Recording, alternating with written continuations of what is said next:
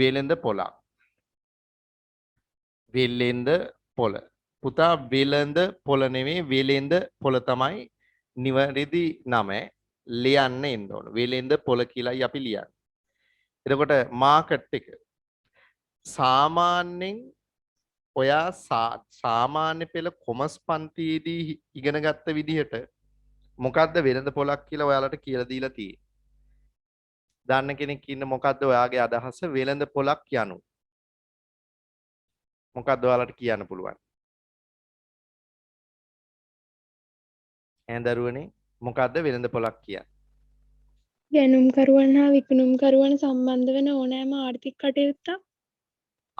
ඒක හොඳ උත්තරයක්. ගැනුම්කරුවන් හා විකුණුම්කරුවන් සම්බන්ධ වන ඕනෑම ආර්ථික කටයුත්තක් වෙළඳ පොලක් කියලා කියන්න පුළුවන්. ඒක ටිකක් අපේ උත්තරේට සමීප වන උත්තරයක්. හැබැයි අපි තවත් ටිකක් එහාට ගිහිල්ලා මේක විධිමත්ව නිර්වචනය කරනවා අද දවසේ. ඒ නිසා මම අද දෙන නිර්වචනය අනිවාර්යෙන් පාඩම් කරන්න. ඒක තමයි ඔයා උසස් පෙළ ආර්ථික විද්‍යාවේදී වෙළඳ පොලක් කියලා ඇහුවොත් ලියන්න. ඔන්න හොඳට අහගන්නකො මම මේ කියන නිර්වචනේ එකපාරක් ඇහුවාට මතක හිටින එකක් නැහැ. අහපව් කියලා දෙන්නම්. එතකොට ඔයාට මතක හිටි. ඉස්සල්ලාම අහගෙන ඉන්න මේක තේරෙන්න ඕන. ඔන්න හොඳට අහගන්නකො. වෙළඳ පොලක් කියලා කියන්නේ පුතේ මේ වගේ දෙයක්. භාණ්ඩයක් සේවාවක් හෝ නිෂ්පාදන සාධකයක් විකිණීම හෝ මිලට ගැනීමට අදාළව ඒවායේ මිල ගණන් හා ප්‍රමාණයන් පිළිබඳ තොරතුරු හුවමාරු කර ගැනීම සඳහා ගැනුම්කරුවන් හා විකුණුම්කරුවන් සම්බන්ධ කෙරෙන ඕනෑම ස්ථානයක් ඕනෑම අවස්ථාවක් හෝ සංවිධාන ව්‍යූහයක් වෙළඳ පොලක් වේ. බලන්න ටිකක් ගැඹුරු නිර්වචනයක්. දීර්ඝ නිර්වචනයක්. හැබැයි ඒක තමයි ආර්ථික විද්‍යාවේ බලාපොරොත්තු වෙන්නේ. ඔන්න බලන්න මම ආයෙ කියනවා. හොඳට අහගන්න. භාණ්ඩයක් සේවාවක් හෝ නිෂ්පාදන සාධකයක් විකිණීම හෝ මිලට ගැනීමට අදාළව ඒවායි මිල ගණන් හා ප්‍රමාණයන් පිළිබඳ තොරතුරු හුවමාරු කර ගැනීම සඳහා ගැනුම්කරුවන් හා විකුණුම්කරුවන් සම්බන්ධ කෙරෙන ඕනම ස්ථානයක් අවස්ථාවක් හෝ සංවිධාන ව්‍යූහයක් වෙළඳ පොලක් කියලා කියනවා. බලන්න එතන ගොඩාක් කාරණා ඇතුළත් වෙලා තියෙනවා. පුතේ මෙතන ගැනුම්කරුවන් හා විකුණුම්කරුවන් සම්බන්ධ කරන තැනක් විතරයි වෙළඳ පොලක් කියන්නේ. ගැනුම්කරුවන් හා විකුණුම්කරුවන් මුණ ගැහිම අනිවාර්ය වෙන්නේ නැහැ. ඒකට හේතුව ගැනුම්කරුයි විකුණුම්කරුයි මුණ ගැහෙන්නේ නැතුව මිලහා ප්‍රමාණය හුවමාරු වෙලා වෙළඳ පොළ ගනුදෙනුවක් සිද්ධ වෙන අවස්ථා තියෙනවා. අතීතයේදී නූගත් සමාජ පන්තිය තුල අර අපි කියපු හුවමාරු ක්‍රමය සහ වෙළඳාම කියන එක ආරම්භ වෙච්ච මුල් අවදියේදී ගැනුම්කරු සහ විකුණුම්කරු මුණ ගැහිමක් අනිවාර්යයෙන්ම සිද්ධ වුණා. හැබැයි අද ඔයා බලන්න ගැනුම්කරු හා විකුණුම්කරු මුණ නොගැහි භාණ්ඩ හා සේවා විකිණීම මිලට ගැනීම සිද්ධ වෙන්නේ නැද්ද කියලා. දැන් බලන්න හොඳම උදාහරණයක් ඔයාලා අන්තර්ජාලය හරහා භාණ්ඩ මිලට ගන්න අවස්ථා තියෙනවා. ඔය eBay දරාස් වගේ ක්‍රම භාවිතා කළා නේද? දැන් එහෙම apps වලින් නැත්නම් ඒ වගේ අන්තර්ජාලයට සම්බන්ධ වෙච්ච e-marketing දැන් සිද්ධ වෙනවනේ. මම දන්නවා ඔයාලත් ඒවා කරනවා. ඔය eBay වගේ ඒවා ඊට පස්සේ ඔය දරාස් වගේ app වලින් නේද ඔයාලා එක එක භාණ්ඩ ගෙන්නන්නේ නේ. සමහර අය සපත්තු සෙරෙප්පු ඇඳුම් පැළඳුම් ආභරණ නේද ඔය කණ්ණාඩි වගේ ඒවා විදුලි උපකරණ ගොඩක් දේවල් අද ගෙන්නන්න පුළුවන්. එහෙම ගෙන්නලා මමත් ගෙනලා තියෙනවා. ඔයාලත් එහෙම කරලා ඇති. එතකොට බලන්න අපි ගැනුම්කරුයි විකුණුම්කරුයි කවදාවත් මුණ ගැහුණාද කියලා. විකුණුම්කරු ඉන්නේ සමහරට චීනේ, ජපානේ, ඇමරිකාවේ, ඉන්දියාවේ. නේද? ගැනුම්කරු මේ ශ්‍රී ලංකාවේ ඉන්නේ. අපි දෙන්න දැකලවත් නැහැ. අඩුම තරමින් කතා කරලවත් නැහැ. මොකද්ද වුනේ අපි දෙන්න අතරේ? මිලහා ප්‍රමාණය පිළිබඳ එකඟතාවයක් ඇති වෙන්න දත්ත හුවමාරුවක් විතරයි උනේ. ඒක සිද්ධ වුණා මොබයිල් ෆෝන් එකෙන් හෝ පරිගණක යන්ත්‍රයෙන් හෝ කුමන හෝ මාධ්‍යයක් භාවිතා කරලා තොරතුරු ටික හුවමාරු කරගත්තා. එහෙනම් පුතේ ගනුදෙනුව සිද්ධ වුණා. එතකොට ගැනුම්කරු විකුණුම්කරු මුණ ගැහෙන්නේ නැතුව ගනුදෙනුවක් වුණා. එහෙනම් එතන වෙළඳ පොලක් තියෙන්න ඕන. අන්න බලන්න එතන ස්ථානීය වෙළඳ පොලක් නෙමෙයි තියෙන්නේ. අපි මේ වගේ තත්ත්වයන් කියන්නේ අවකාශ වෙළඳ පොලක් තියෙන්නේ. ඒ කියන්නේ කොතනද කියලා නිශ්චිතව නෑ තරම් වෙළඳ පොලේ. අර සම්බන්ධ වෙන්න පුළුවන් ඕනම ස්ථානයක ගැනුම්කරු විකුණුම්කරු දෙන්න සම්බන්ධ කරන ඒ දෙන්න අතර තොරතුරු හුවමාරු කරගන්න ඒ දෙන්න අතර සම්බන්ධයක් ගොඩනැගෙන ඕනෑම තත්වයක් අන්න අපි වෙළඳ පොලක් කියලා හඳුන්වනවා. ඒ නිසා අර අතීතයට වඩා වර්තමානයේදී මේ වෙළඳ පොල කියන එකේ නිර්වචනය ටිකක් පුළුල්ව ඉදිරිපත් කරන්න වෙනවා. මොකද ඒකට හේතුව අර තොරතුරු හා sannivedana තාක්ෂණයේ දියුණුවත් එක්කලා වෙළඳ පොල කියන එක ටිකක් පුළුල්ව ව්‍යාප්ත වෙලා තිනවා. අපි හිතන පටු රාමුව තුල බලලා හරියන්නේ නැහැ. ඊට වඩා එහා ගියපු පැතිකඩ ගණනාවක් වෙළඳ පොල කියන එකේ තියෙනවා. හරිනේ. රයිට්. එහෙනම් අපි ලියමු ඉස්සල්ලාම වෙළඳ පොලක් යනු. හරියට ලියාගමු. වෙළඳ පොලක් යනු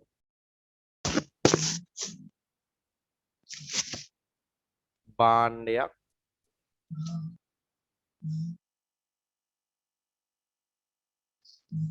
නෙත්මි මොකද්ද ගැටලුව? වෙළඳ පොලක් යනු භාණ්ඩයක් සේවාවක් හෝ භාණ්ඩයක් සේවාවක් හෝ නිෂ්පාදන සාධකයක්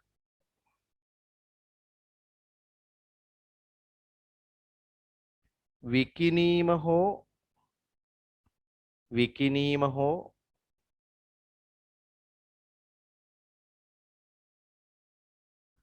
මිලට ගැනීමට අදාළව විකිණීම හෝ මිලට ගැනීමට අදාළව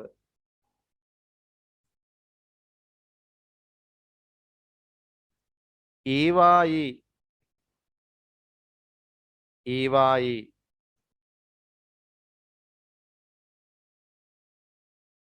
මිල ගණන් හා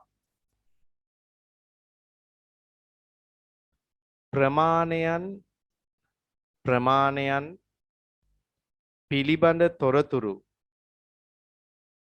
පිළිබඳ තොරතුරු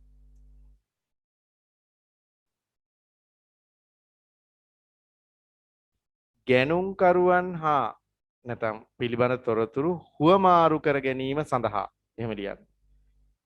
මිල ගණන් හා ප්‍රමාණයන් පිළිබඳ තොරතුරු හුවමාරු කර ගැනීම සඳහා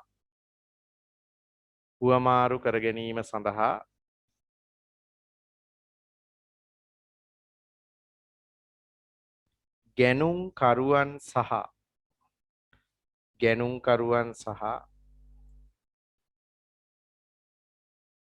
විකුණුම්කරුවන්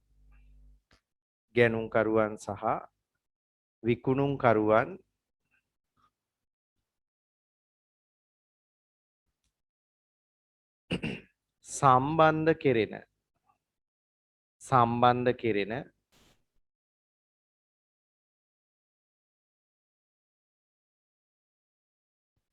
ඕනෑම ස්ථානයක්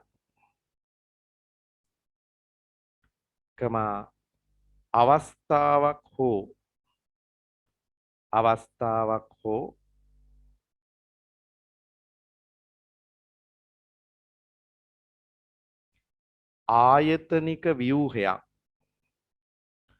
ආයතනික ව්‍යුහයක්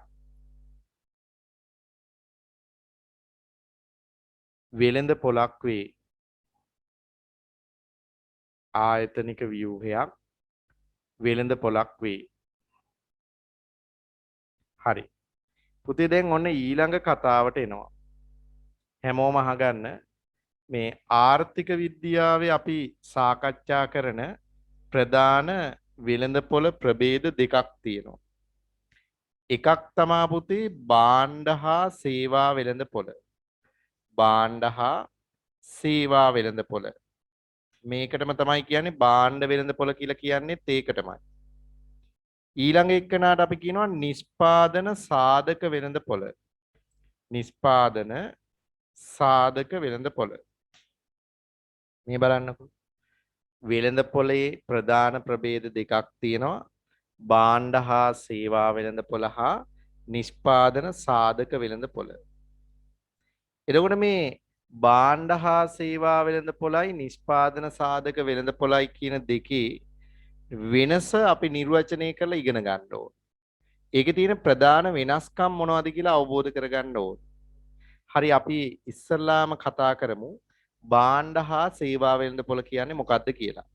goods and service market කියන එක. භාණ්ඩ හා සේවා වෙළඳපොළ. හොඳට අහගන්න මේවා තේරුම් ගන්න ඕන ඔයා.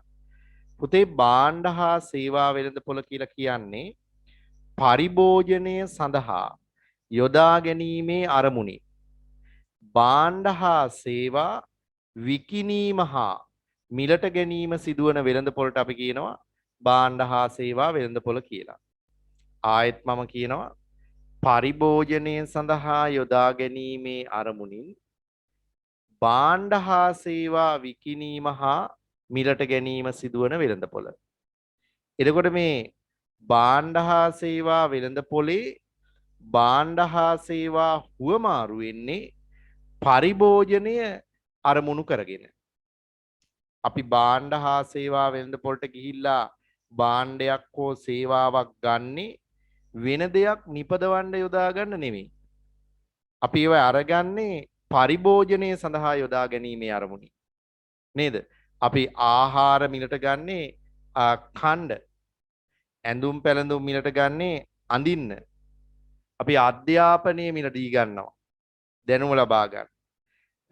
ලෙඩක් හැදුනහම සෞඛ්‍ය සේවාව යටතේ අපි බෙහෙත් මිලට ගන්නවා. ඒ හැම දෙයක්ම පුතේ අවසන් පරිභෝජනය සඳහා තමයි අපි මිලදී ගන්න. අන්න ඒ අවසන් පරිභෝජනය සඳහා යොදා ගැනීම අරමුණු කරගෙන භාණ්ඩ හා සේවා විකිණීමක් හෝ මිලට ගැනීමක් සිදුවන වෙළඳපොළක් තියෙනවා නම් ඒකට තමයි අපි කියන්නේ භාණ්ඩ හා සේවා වෙළඳපොළ කියලා. පැහැදිලිද? ඊළඟට වැදගත්ම දේ තමයි මේ භාණ්ඩ හා සේවා වෙළඳපොලේ ගැනුම්කරු හා විකුණුම්කරු අපි හඳුන ගන්න ඕන. පුතේ භාණ්ඩ හා සේවා වෙළඳපොලේ ගැනුම්කරු කියලා අපි හඳුනගන්නේ පාරිභෝගිකයා. අපි එයාට කියන්නේ පාරිභෝගිකයා කියලායි කියන්නේ. ගැනුම්කරුට කියන්නේ පාරිභෝගිකයා කියලා. ඒ වගේම භාණ්ඩ හා සේවා වෙළඳපොලේ විකුණුම්කරු අපි කියනවා ව්‍යාපාරිකයා. එහෙම නැත්නම් නිෂ්පාදකයා. නිෂ්පාදකයා එහෙම නැත්නම් ව්‍යාපාරික අංශය තමයි විකුණන්නේ. භාණ්ඩ හා සේවා විකුණන්නේ ව්‍යාපාරික අංශය නැත්නම් නිෂ්පාදන අංශය, මිලදී ගන්නේ පාරිභෝගික අංශය. ඔන්න භාණ්ඩ හා සේවා වෙළඳපොළ ගැන ඔයා ඉගෙන ගත්තා. දැන් අපි යන්නේ දෙවෙනි මාකට් එකට. ඒ තමයි පුතේ නිෂ්පාදන සාධක වෙළඳපොළ. ෆැක්ටර් මාකට් කියලා කියන්නේ. නිෂ්පාදන සාධක. දැන් අපි නිෂ්පාදන සාධක ඉගෙන ගත්තා ඔයාගේ නිෂ්පාදන සම්පත් මාතෘකාවේදී. ඔයාට මතක ඇති භූමිය, ශ්‍රමය, ප්‍රාග්ධනයේ ව්‍යවසායකත්වයේ කියලා ප්‍රධාන නිෂ්පාදන සාධක 4ක් පිළිබඳව අපි අධ්‍යයනය කළා. මොනවද මේ නිෂ්පාදන සාධක කියලා කියන්නේ? අපි නිෂ්පාදන සාධක කියන්නේ පුතේ භාණ්ඩ හා සේවා නිෂ්පාදන ක්‍රියාවලියේදී යෙදවුමක් විදිහට භාවිතා කරනු ලබන ඵලදායීතාවයෙන් යුතු සියලුම දේවල් අපි නිෂ්පාදන සාධක කියලා ඉගෙන ගත්තා. එතකොට මේ නිෂ්පාදන සාධක අපි මිලට ගන්නේ පරිභෝජනය කිරීමේ අරමුණින් නෙවෙයි. ඒවා යොදාගෙන වෙනත් භාණ්ඩයක් හෝ සේවාවක් නිපදවීමේ අරමුණින් තමයි අපි සාධක මිලට ගන්න. අන්න ඒ සාධක හුවමාරු වන වෙළඳපොළක් තියෙනවා. ඒකට තමයි අපි කියන්නේ නිෂ්පාදන සාධක වෙළඳපොළ කියලා. දැන් උදාහරණයක් ශ්‍රමය මිලදී ගන්න තියෙනවා ශ්‍රම වෙළඳපොළ කියලා එකක්. ප්‍රාග්ධනය ලබා ගන්න තියෙනවා ප්‍රාග්ධන වෙළඳපොළ කියලා එකක්. භූමිය අලෙවි වෙන වෙළඳපොළක් තියෙනවා. ව්‍යවසායකත්වය අලෙවි වෙන වෙළඳපොළක් තියෙනවා. ඒ හැම දෙයක්ම අලෙවි වෙන්නේ සාධක වෙළඳපොළ තුල. අපි ශ්‍රමිකයෙක් හයරකට නැත්නම් එයාට වැටුපක් ගෙවලා අපි ශ්‍රමිකයාව ලබා ගන්නේ එයාව පරිභෝජනය කරන්න නෙවෙයි. එයා සතු ශ්‍රමය භාවිතා කරලා කිසියම් හෝ නිෂ්පාදනයක් සිදු කර ගැනීමේ බලාපොරොත්තුවේ. අපි ඇඳුමක් මිලට ගන්නේ අඳින්න වුණාට මහන මැසිම මිලට ගන්නේ පරිභෝජනය කරන්න නෙමෙයි. මහන මැසිම යොදාගෙන වෙනත් භාණ්ඩයක් නිපදවන්න.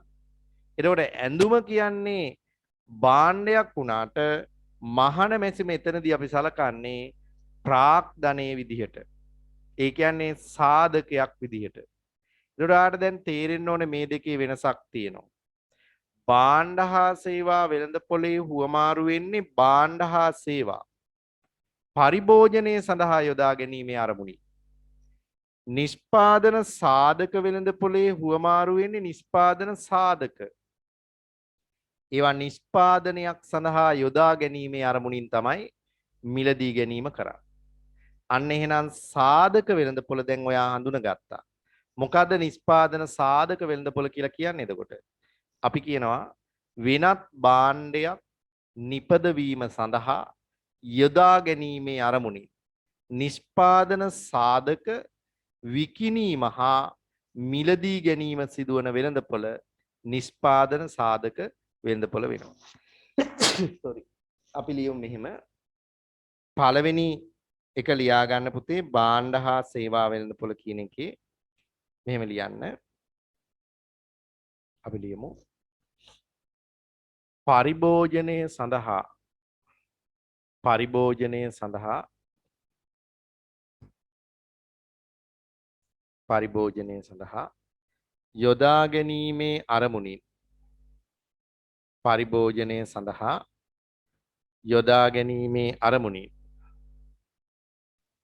පරිභෝජනය සඳහා යොදා ගැනීමේ අරමුණින් භාණ්ඩ හා සේවා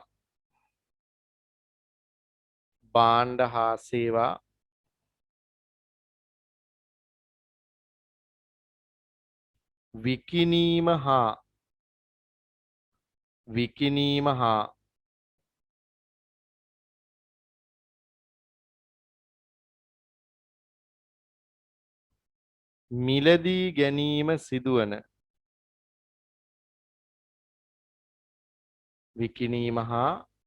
මිලදී ගැනීම සිදුවන වෙළඳපොළ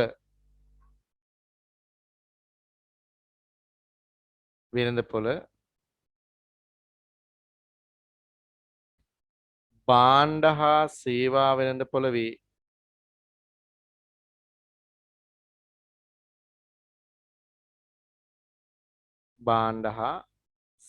වෙළඳපොළ වේ.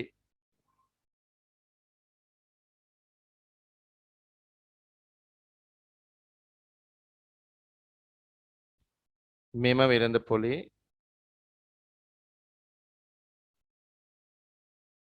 ගැනුම්කරු ලෙස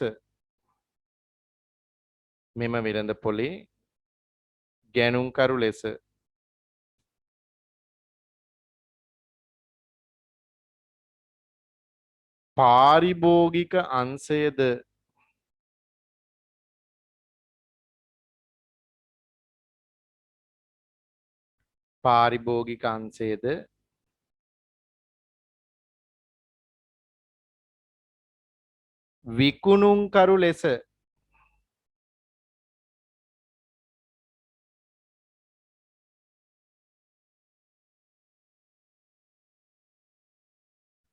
විකුණුම්කරු ලෙස නිෂ්පාදන අංශයද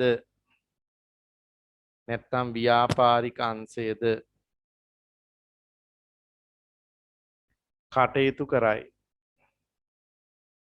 කටයුතු කරයි. හරි. හොඳයි. ඊළඟ පිටුවට යන්න පුතේ 8 වෙනි පිටුවේ ඔයාට තියෙනවා නිෂ්පාදන සාධක වෙළඳපොළ කියලා එකක්. අපි ඒකත් සාකච්ඡා කළා. ඒ නිසා ලියා ගන්න නෝට් එක මෙහෙම. අපි ලියමු. වෙනත් භාණ්ඩයක් හෝ සේවාවක්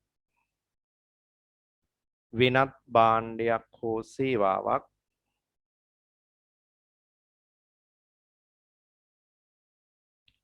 නිෂ්පාදනය කිරීම සඳහා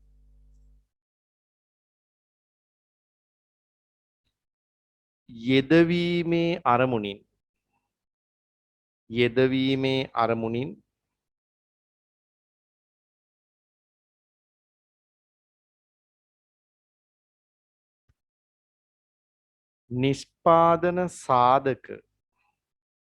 නිෂ්පාදන සාධක ඔන්න වරහන් ඇතුලේ භූමිය ශ්‍රමයේ ප්‍රාග්ධනයේ ව්‍යවසායකත්වයේ කියලා ලිව්වට කමක් නැහැ. නිෂ්පාදන සාධක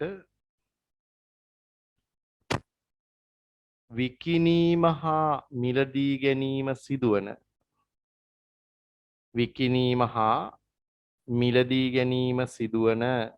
වෙළඳපොළ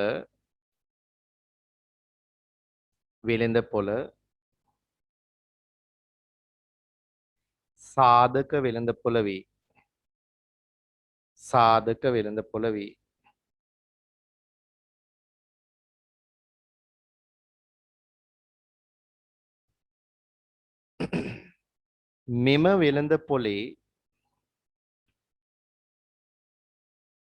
මෙම වෙළඳපොලේ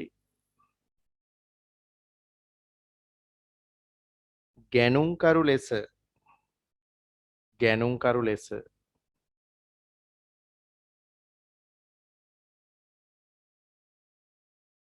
ව්‍යාපාරික අංශය වරහන් ඇතුළේ ඕන නිෂ්පාදන අංශය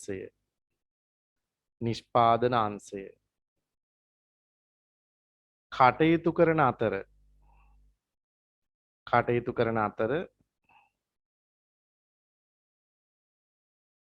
සැපයුම්කරු වන්නේ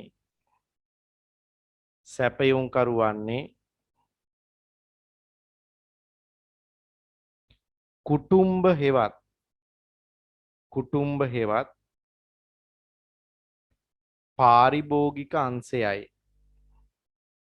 පාරිභෝගික අංශයයි. අන්න එතන ඔයාට යමක් කියලා දෙන්න ඕන පුතේ. දැන් සාධක වෙළඳපොලේ පුතේ ගැනුම්කරු වෙන්නේ නිෂ්පාදකයා. නිෂ්පාදකයාට තමයි සාධක ඕන වෙන්නේ. හොඳට මතක තියාගන්න සාධක තියෙන්නේ කාගාවද? කුටුම්බ අංශය ළඟ. ඒ කියන්නේ පාරිභෝගිකයෝ ළඟ තමයි සාධක තියෙන්නේ. කොටිම කිව්වොත් අපි ළඟ තමයි සාධක තියෙන්නේ නේ. අපි ගාව ශ්‍රමයේ තියෙනවා. අපි තමයි ප්‍රාග්ධනය හදන්නේ. ඊළඟට අපි තමයි ව්‍යවසායකත්ව කටයුතු කරන්නේ. නේද? ස්වභාවික සම්පතුත් අපි ළඟ තියෙන්නේ. ඒවා අපි විකුණනවා කාටද? නිෂ්පාදකයින්ට. ඒ නිසා නිෂ්පාදකයෝ තමයි සාධක වෙළඳපොලේ ගැනුම්කරුවෝ වෙන්නේ. පාරිභෝගිකයා නැත්තම් කුටුම්බංශය තමයි සැපයුම්කරු වෙන්නේ. හොඳයි. ඔය තමයි පුතේ වෙළඳපොළ කියන මාතෘකාවේ අපි මේ වෙළඳපොළක් කියන්නේ මොකක්ද කියලා සාකච්ඡා කළේ. දැන් බලන්න වාගේ ස්ක්‍රීන් එකේ ඇති මේ මාක් ස්ක්‍රීන් එකේ දීපු නිර්වචනය මේ වෙළඳපොළ කියන එකේ. මොකක්ද බලන්න මේ වෙළඳපොළක් කියලා යා නිර්වචනය කරන්නේ භාණ්ඩයක් හෝ සේවාවක හුවමාරු ප්‍රමාණයක් තීරණය කිරීමට ගැනුම්කරුවන් හා විකුණුම්කරුවන් අතර සම්බන්ධතාවයක් ඇති කර ගැනීම සඳහා සකසාගෙන ඇති ආයතනික වැඩපිළිවෙලයි. දැන් අපේ උත්තරේ ඊටත් වඩා ශක්තිමත් මේ වගේ උත්තරයක් තිබුණොත් ප්‍රමාණවත් කියලායි කියන්නේ. ප්‍රධාන වෙළඳපොළ වර්ග දෙකක් තියෙනවා.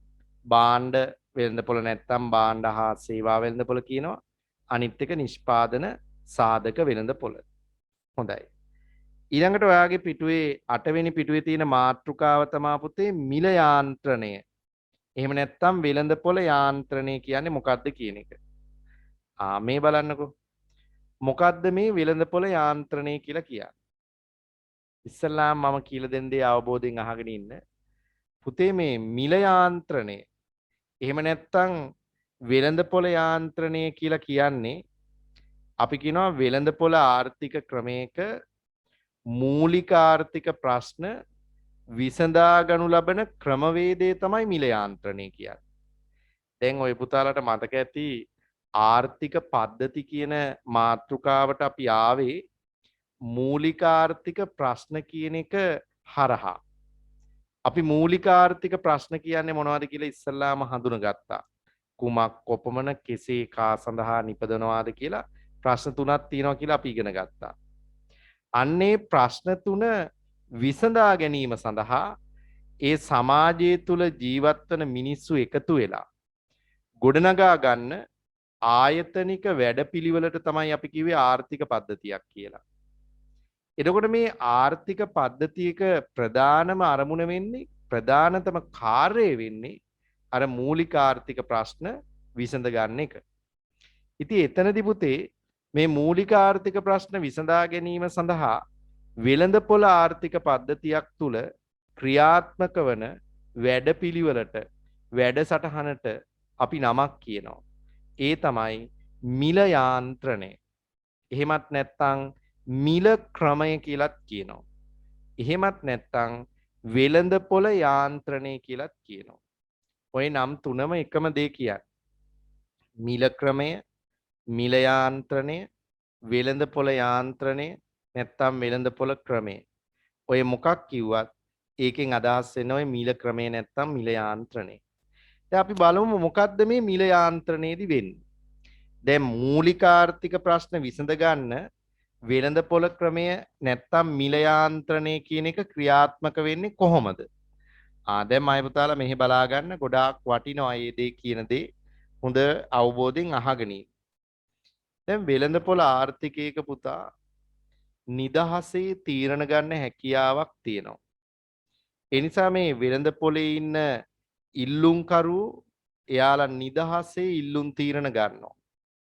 ඒ වගේම වෙළඳපොලේ ඉන්න සැපයුම්කරුවෝ නිදහසේ තමන්ගේ සැපයුම් තීරණ ගන්නවා. ඒ නමුත් මේ දෙගොල්ල අතර මනා සම්බන්ධීකරණයක් සිද්ධ වෙන්න ඕන.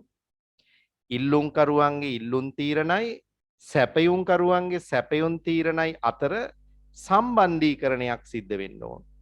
එතකොට තමයි මේ ක්‍රියාවලිය සාර්ථකව සිද්ධ වෙන්නේ. ආන්ගේ සම්බන්ධීකරණය කරන යාන්ත්‍රණය තමයි මිල යාන්ත්‍රණය හෙවත් වෙළඳපොළ යාන්ත්‍රණය කියලා කියන්නේ. කොහොමද ඒක ක්‍රියාත්මක වෙන්නේ? මෙන්න මෙහෙමයි. මේ බලන්නකෝ. දැන් අපි කිසියම් භාණ්ඩයක් සඳහා වෙළඳපොලේ විසිරී සිටින විවිධ ගැනුම්කරුවෝ එහෙම නැත්නම් පාරිභෝගිකයෝ විසින් ගනු ලබන ඉල්ලුම් තීරණයන් සාරාංශ කොට ඉදිරිපත් කිරීමක් කරනවා ඉල්ලුම් වක්‍රය තුලින්. මේ ඉල්ලුම් වක්‍රයෙන් පෙන්වන්නේ පුතේ පාරිභෝගිකයන්ගේ ඉල්ලුම් තීරක නියෝජනය කරන්න. ඒ වගේම මේ භාණ්ඩයට අදාළව වෙළඳපොලේ ඉන්න විවිධ සැපයුම්කරුවන් විසින් ගනු ලබන සැපයුම් තීරණ නිරූපණය කරනවා නියෝජනය කරනවා සැපයුම් වක්‍රයේ මගින්.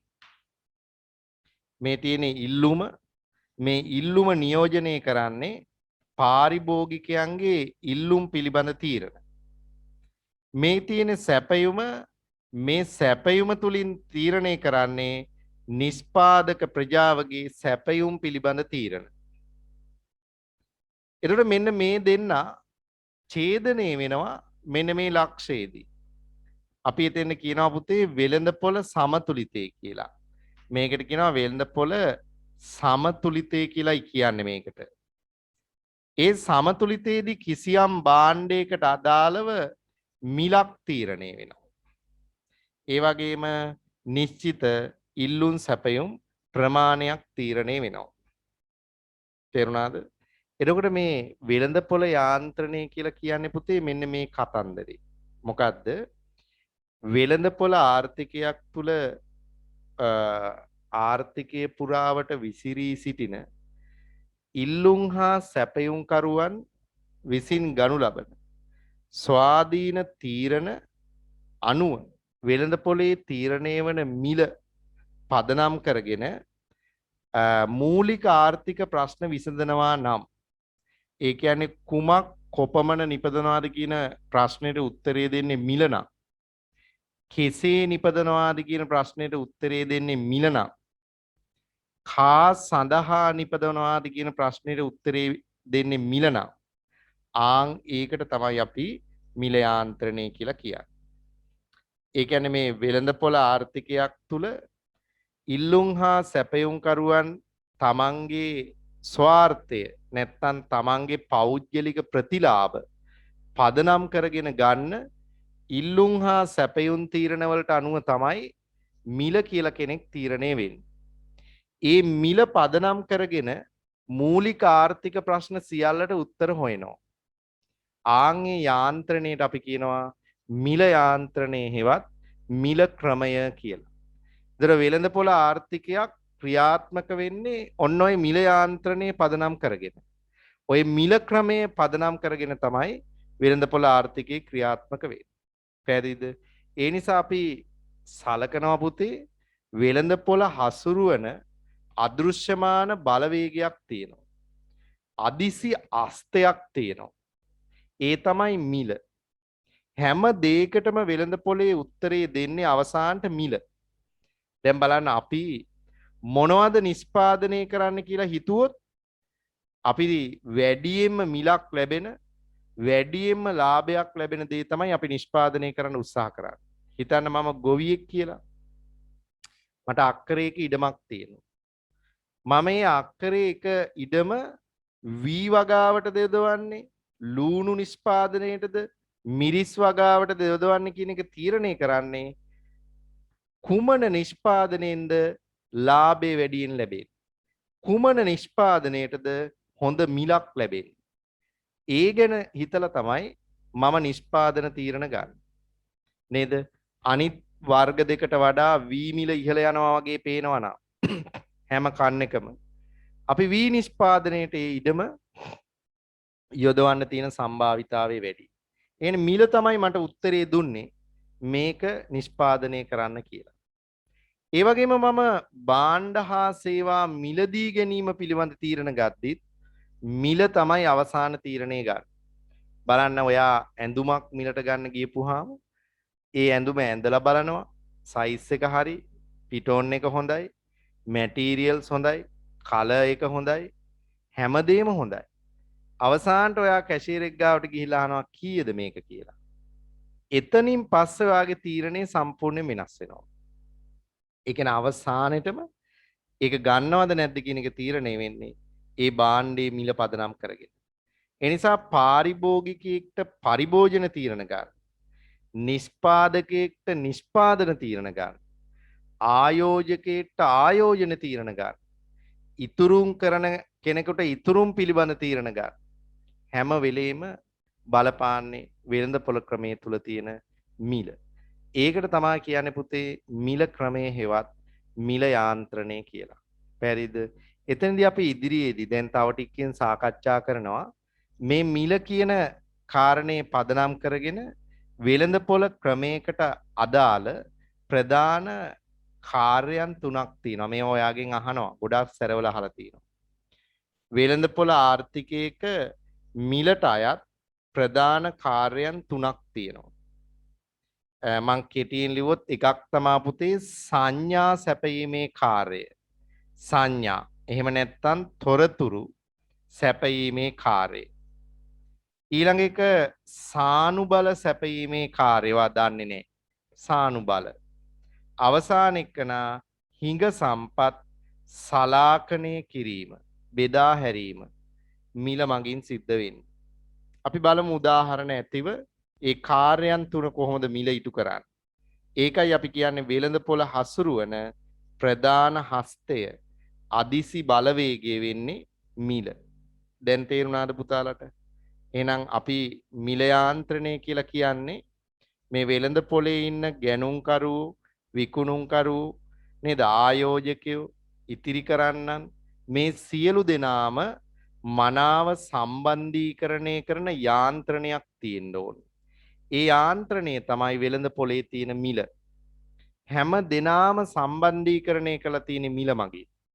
දැන් බලන්න නිෂ්පාදකයයි පාරිභෝගිකයයි අතර සම්බන්ධීකරණයට ඉඩ හදලා දීලා තියෙන මිල. මිලත් එක්ක තමයි යාලා දෙන්නගේ ගනුදෙනුව තීරණය වෙන්නේ. හැමෝගෙම අතර මේ ගැටලුවට විසඳුම් අවසාන වශයෙන් වෙළඳපොළ ලබා දීලා තියෙන්නේ මිල කියන කෙනා පදනම් කරගෙන. ඒකට තමයි අපි කියන්නේ පුතේ මිල යාන්ත්‍රණය කියලා. දැන් ඔයාගේ මාකින් එකේ මේ මිල යාන්ත්‍රණය සම්බන්ධයෙන් මෙවැනි නිර්වචනයක් දෙන්නේ. මේ බලන්න ඔයා. අපිට කියනවා මෙන්න මෙහෙම. හොඳට බලා ගන්න. ආර්ථිකයක් පුරා විසිරී පවතින පාරිභෝගිකයන් නිෂ්පාදකයන් හා සාධක සපයන්නන් ස්වාර්ථය මත ගනු ලබන තීරණ මනාව සම්බන්ධීකරණය කරමින් ආර්ථිකයේ ව්‍යාකූලතාවයක් ඇති නොකොට ක්‍රමානුකූලව මෙහෙවන යාන්ත්‍රණය මිල ක්‍රමය වේ. බලන්න ඒ උත්තරේ මාර ලස්සනට දීලා තියෙනවා මාකින් එකේ. වාගෙන් අහන කියන්නේ ආර්ථිකයක් පුරා විසිරී පවතින පාරිභෝගිකයන් නිෂ්පාදකයන් සාධක හිමියන් තමන්ගේ ස්වාර්ථය පුතේ ස්වාර්ථය කියන වචනේ අර්ථය මම ලියා ගන්න දෙන්නම් පස්සේ ස්වාර්ථය කියන්නේ පුතේ පෞද්ගලික ප්‍රතිලාභ එහෙම නැත්නම් පෞද්ගලික වාසිය මත දැන් මං හැම වෙලේම ඔයාට කියලා දුන්නා වෙළඳ පොලේ ඉන්න හැමෝම තම තමන්ගේ වාසිය ගැන හිතලා කටයුතු කරන්න. දැන් බලන්න ඔයාගේ වාසිය ගැන හිතලා තමයි හැම වෙලේම තීරණ ගන්න. මම තීරණ ගන්නෙත් මගේ වාසිය ගැන හිතලා. නිෂ්පාදකයා එයාගේ වාසිය ගැන හිතනවා. පාරිභෝගිකයා එයාගේ වාසිය ගැන හිතනවා. එහෙම තමයි මේ දෙන්නම තීරණ අරන් තියෙන්නේ. ඒකට තමයි අපි කියන්නේ ස්වාර්ථය මත තීරණ ගන්නවා කියලා. ඒ තීරණ මනාව සම්බන්ධීකරණය කරමින් ඒ අතර මනා සම්බන්ධීකරණයක් ඇති කරමින් ආර්ථිකයේ ව්‍යාකූලත්වයක් ඇති නොකොට ව්‍යාකූල ස්වභාවයක් ඇති නොවන පරිදි ක්‍රමානුකූලව මෙහෙවන යාන්ත්‍රණය මිල ක්‍රමය වේ. අන්න බලන්න පුතේ. ඒතර මිල ක්‍රමය මිල යාන්ත්‍රණය මගින් තමයි ආර්ථිකයක අර තීරණ ගන්න පාර්ශවයන් ව්‍යාකූලතා ඇති නොවන පරිදි මනාව සම්බන්ධීකරණය කරන්න. ඒකට තමයි අපි කියන්නේ මිල ක්‍රමයේ හෙවත් මිල යාන්ත්‍රණය. අන්න එතනදී මිල මගින් ප්‍රධාන කාර්යයන් තුනක් ඉටු කරනවා කියලා අපි දන්නවා. දැන් මං කිව්වා මොනවද? පළවෙනි එක තමයි සංඥා. එහෙම නැත්නම් තොරතුරු සැපයීමේ කාර්යය. ඊළඟ එක සානුබල සැපයීමේ කාර්යය. හිඟ සම්පත් සලාක කිරීමේ කාර්යය. ඔන්න ඔය තුන් දෙනා ගැන අපි ඉදිරියේදී සාකච්ඡා කරනවා. right. එහෙනම් අපි ඉස්සරලාම මිල යාන්ත්‍රණය ගැන කතාව ලියාගෙන ඉමු. හරි. ලියා ගන්න බලන්න මිල යාන්ත්‍රණය පිළිබඳ අපි සටහනක් දාමු. ලියන්න පුතේ. ආර්ථිකයක් පුරා විසිරී පවතින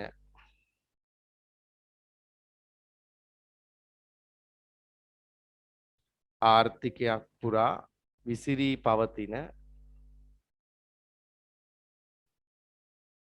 පාරිභෝගිකයන්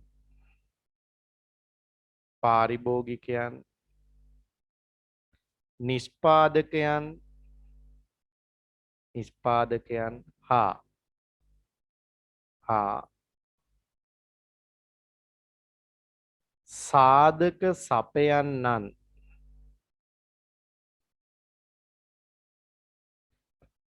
සාධක සපයන්නන්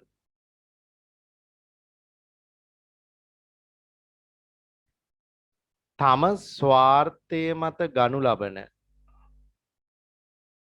ස්වාර්ථය මත ගනු ලබන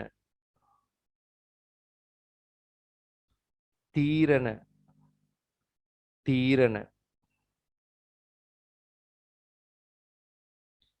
මනාව සම්බන්ධීකරණය කරමින් සම්බන්ධීකරණය කරමින්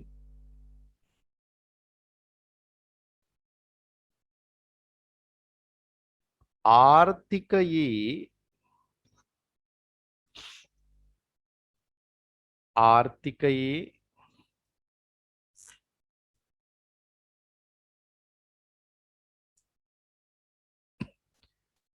ව්‍යාකූලත්වයක් ඇති නොකොට ව්‍යාකූලත්වයක් ඇති නොකොට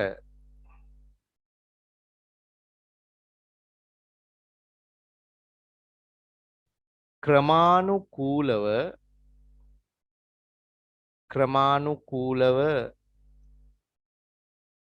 මෙහෙයවන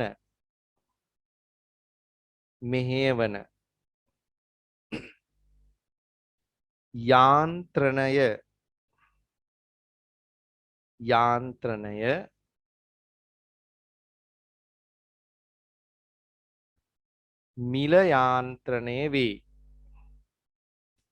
මිල යාන්ත්‍රණය වේ.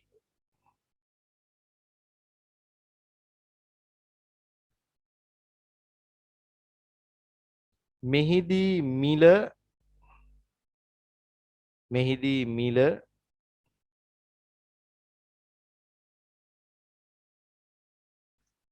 අදෘශ්‍යමාන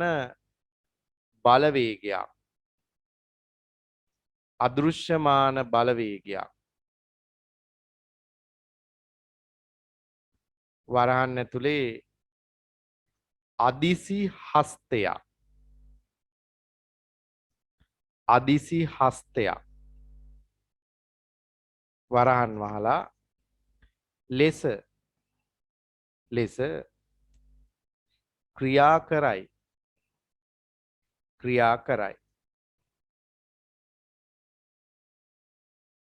හරි. ඊළඟට ඔයාලට දීලා තියෙනවා පේනවා ඇති ටියුට් එකේ වෙළඳපොළ ආර්ථිකයක මිලට අයත් කාර්යභාරය. පුතාලා දන්නවා ප්‍රධාන කාර්යයන් 3ක් තියෙනවනේ. ඒ 3 තමයි ඔතන අපි ලියන්නේ. ලියලා දීලා තියෙනවා ඔයාට මම ටයිප් කරලම. ඊට උඩින් පොඩි ස්තනක් තියෙන හින්දා මේ මාතෘකාවට පහලින් පොඩි වාක්‍යයක් මෙහෙම ලියන්න. වෙළඳපොළ ආර්ථික පද්ධතියක් තුල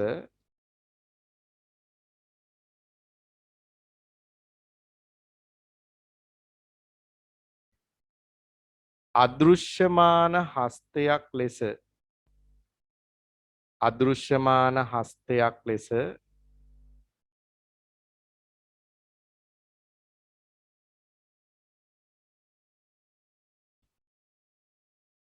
මිල මගින්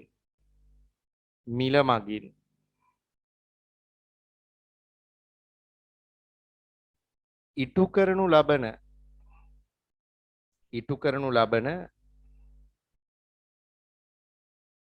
ප්‍රධාන කාර්යයන් තුනකි. එනම් හරි.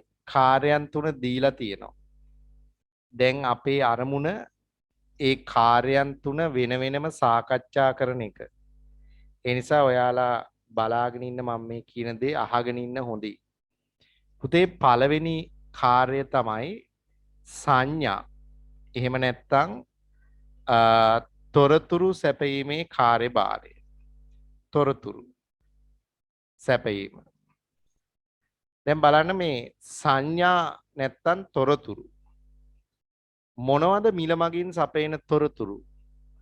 කාටද මිල මගින් තොරතුරු සපයන්නේ? හොඳ ප්‍රශ්නයක්. හොඳ අවබෝධයෙන් අහගෙන ඉන්න. මිල මගින් ඉටු කරන ප්‍රධාන කාර්යයක් තමයි සංඥා ලබා දීම. තොරතුරු සැපයීම. කාටද පුතේ මිල මගින් තොරතුරු සපයන්නේ? කාටද මිල මගින් සංඥා ලබා දෙන්නේ? හොඳ අවබෝධයෙන් අහගෙන ඉන්න. ඇත්තටම වෙළඳපොළ ආර්ථිකයක් තුල තීරණ ගන්න අයට තමයි තොරතුරු දෙන්න ඕනේ. කවුද මේ තීරණ ගන්න පාර්ශවයන්?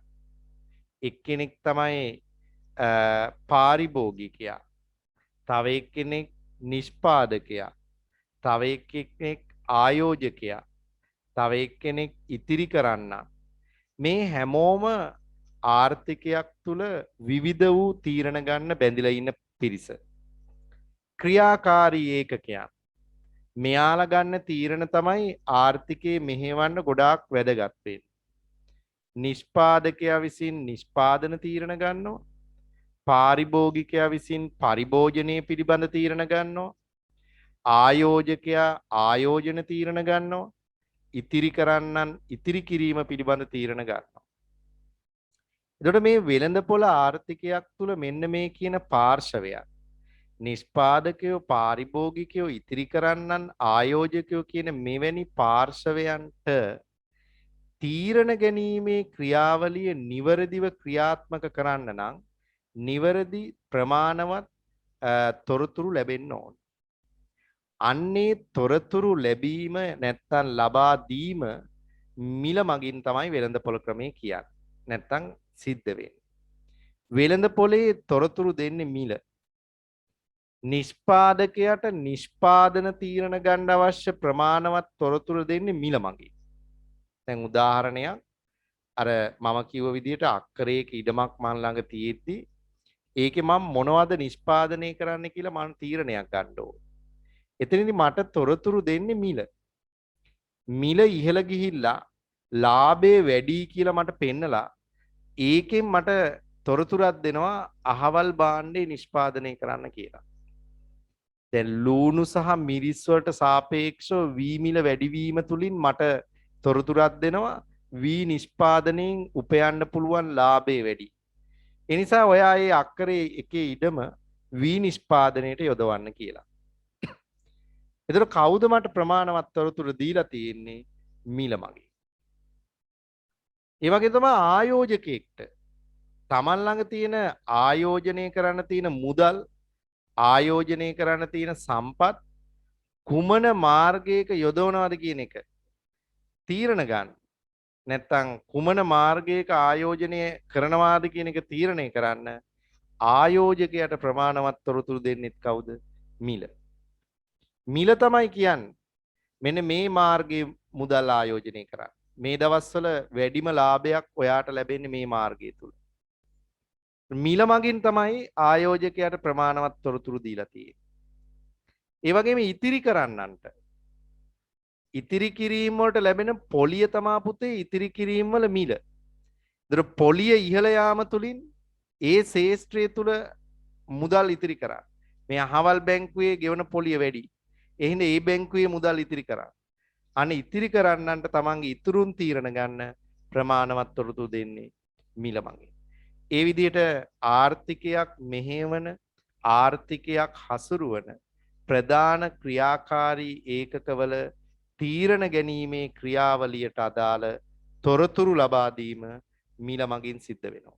ඒක තමයි පුතේ සංඥා සැපයීම කියලා කියන්නේ. හරි. අපි ලියාගමු එතන වාක්‍යයක් මෙහෙම. සංඥා නැත්තම් තොරතුරු සැපයීමේ කාර්යභාරය. අපි ලියමු වෙළඳපොළ ආර්ථිකයක් තුල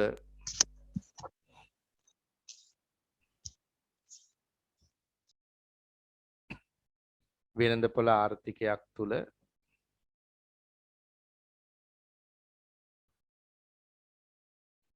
නිෂ්පාදකයින්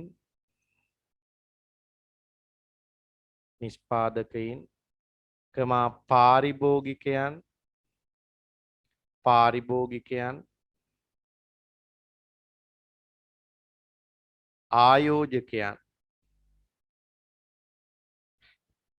ආයෝජකයන් ඉතිරි කරන්නන්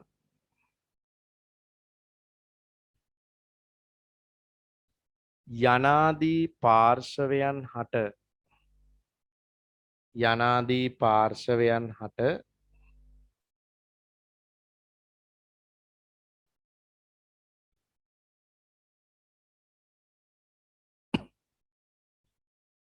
තම තීරණ ගැනීමේ ක්‍රියාවලිය සඳහා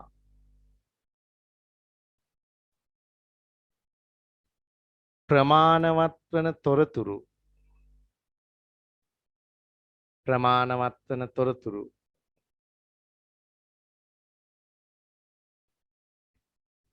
මිල මගින් සම්පාදනය වන බව මිල මගින් සම්පාදනය වන බව මින් අදහස් වේ මින් අදහස් වේ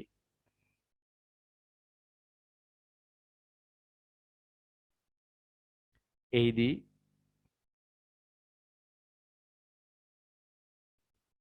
කිසියම් භාණ්ඩයක මිල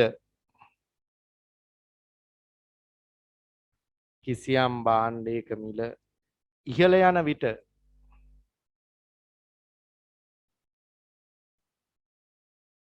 ඉහළ යන විට එයින් වැඩිපුර නිපදවීමට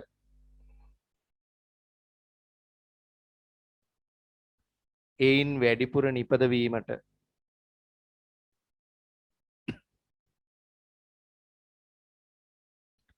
නිෂ්පාදකයාට සංඥා ලබා දෙන අතර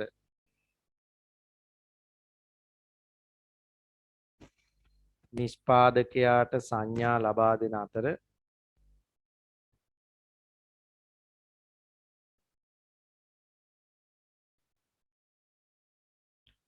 එයින් අඩුවෙන් මිලට ගැනීමට එයින් අඩුවෙන් මිලට ගැනීමට පාරිභෝගිකයාට සංඥා ලබා දේ. පාරිභෝගිකයාට සංඥා සපයයි. ඒක තමයි පුතේ උදාහරණයක් විදියට මම ඒ කිව්වේ. මිල සංඥා ලබා දෙන ආකාරය. තේරෙනවද මං කියන්නේ? හරි. එහෙනම් අපි බලමු දෙවෙනි කාරණේ තමයි සානුබල සැපයීම කියන එක. එතන පොඩ්ඩක් විස්තරාත්මකව කියන්න ඕන. දැන් ඔයාලට මතක ඇති පුතේ අර ආර්ථික පද්ධති වර්ග කරන මාතෘකාවේදී කියලා දුන්නා සානුබල කියන්නේ මොනවද කියලා. දැන් ඕන් ඒක අමතකද දන්නේ නැති. සානුබල පද්ධතිය මත ආර්ථික පද්ධති වර්ග කළේ මතකද? මොනවද පුතේ සානුබල කියලා කියන්නේ? සානුබල කියන්නේ පුතේ අභිප්‍රේරණ සාධක. පෙළඹුම් සාධක. ඒ කියන්නේ කිසියම් නිෂ්පාදන හෝ පරිභෝජන හෝ ආයෝජන තීරණයකට ඒ නිෂ්පාදකීන් පාරිභෝගිකීන් හෝ ආයෝජකයින් පොළඹවන සාධකයට අපි කියනවා සානුබල සපයන පද්ධතිය කියලා. ඉතින් වෙළඳපොළ ආර්ථිකයක ඔය කියන සානුබලය සපයන්නේ මිල මගින්. මිල තමයි නිෂ්පාදකයව පොළඹවන්නේ ඒ භාණ්ඩයෙන් වැඩිපුර නිපදවන්න. මිල තමයි පාරිභෝගිකයව පොළඹවන්නේ ඒ භාණ්ඩයෙන් අඩුවෙන් හෝ වැඩියෙන් මිලට ගන්න. මිල තමයි ආයෝජකයව පොළඹවන්නේ ඒ ආයෝජන තීරණය ගන්න. මිල තමයි ඉතිරි කරන්න පොළඹවන්නේ ඉතුරුන් තීරණ ගන්න. එනම් වෙළඳපොළ ආර්ථිකයක මේ පෙළඹවීම සානුබල සැපයීම භාණ්ඩ සාධක මිල ගණන් මගින් තමයි සිදුවේ. ඒ නිසා මිලේ ඊළඟ කාර්යය තමයි සානුබල සැපයීම කියන කාර්යය. හොඳයි. අපි ලියමු පුතේ එතන පිටු අංක 8 පහලින්ම පටන්ගෙන ලියන්න.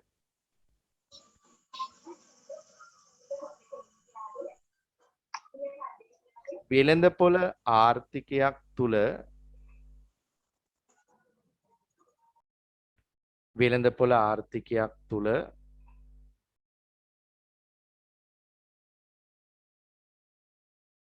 නිෂ්පාදකයින් පාරිභෝගිකයින්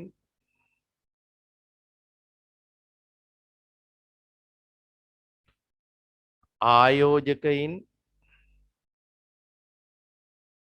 නිෂ්පාදකයින් පාරිභෝගිකයින් ආයෝජකයින් ඉතිරි කරන්නන් වැනි පාර්ශවයන්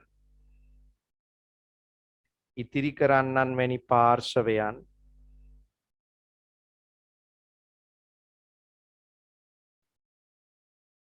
තීරණ ගැනීමේ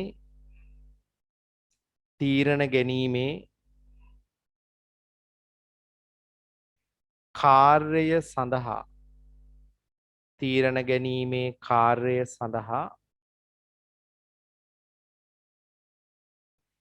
පෙළඹවීම සිදු කරන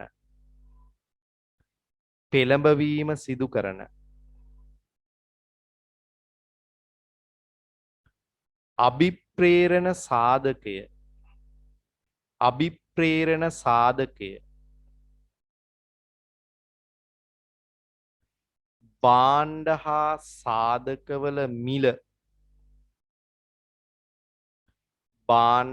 සාධකවල මිල වන බව මින් අදහස් වේ.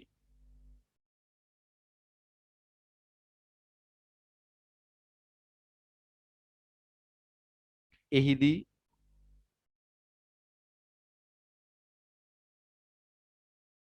මිල ඉහළ යන විට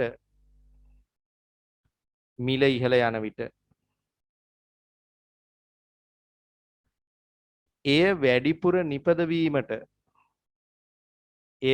නිපදවීමට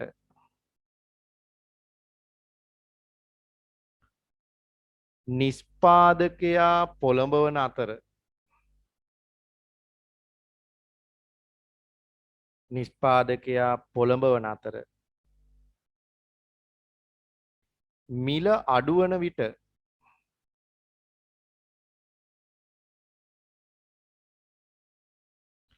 එය වැඩියෙන් මිලට ගැනීමට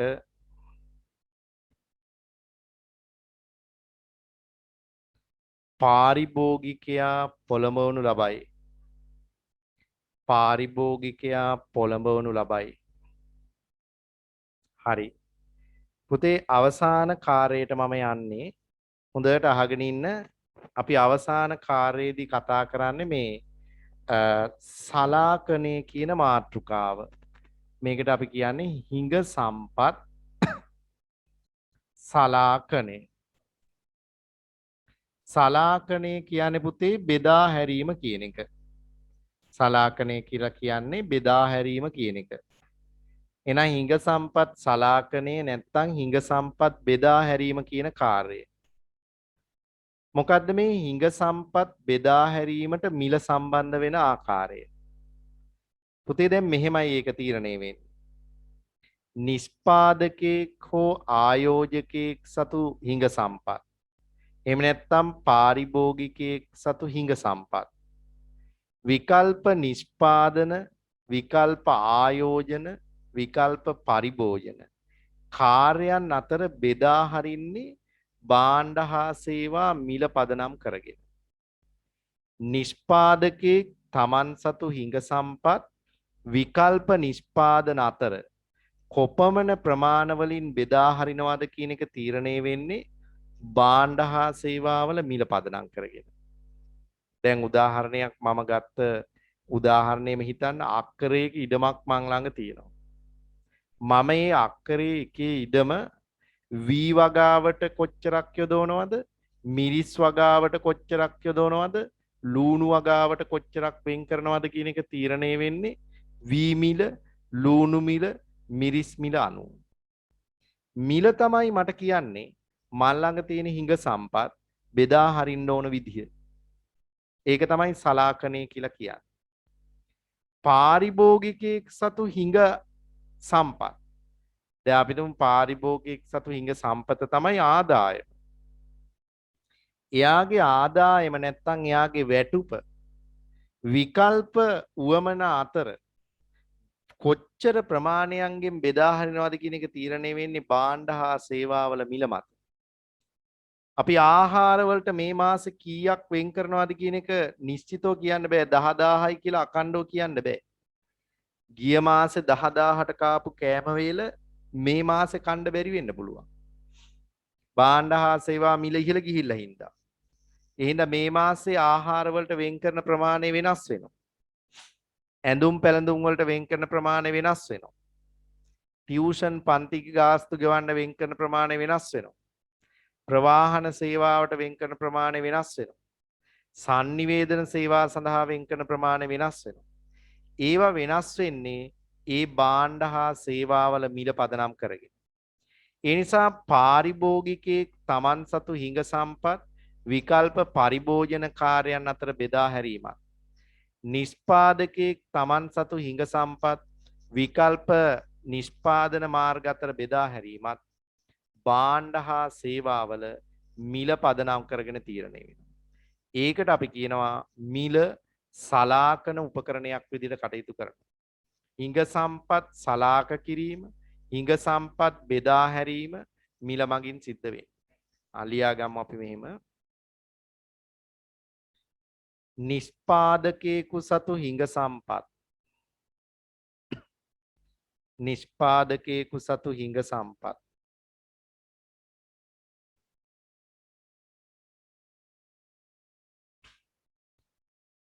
විකල්ප නිෂ්පාදන අතරත් විකල්ප නිෂ්පාදන අතරත්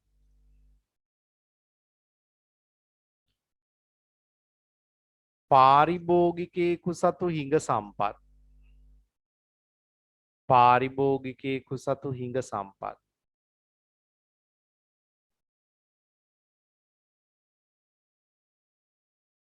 විකල්ප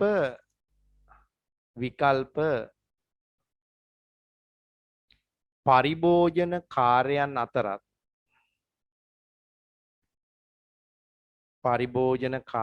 අතරත් බෙදා හැරීම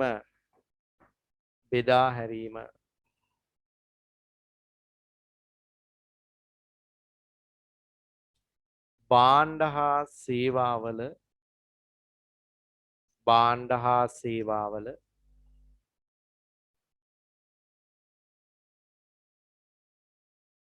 මිල ගණන් මත පදනම්ව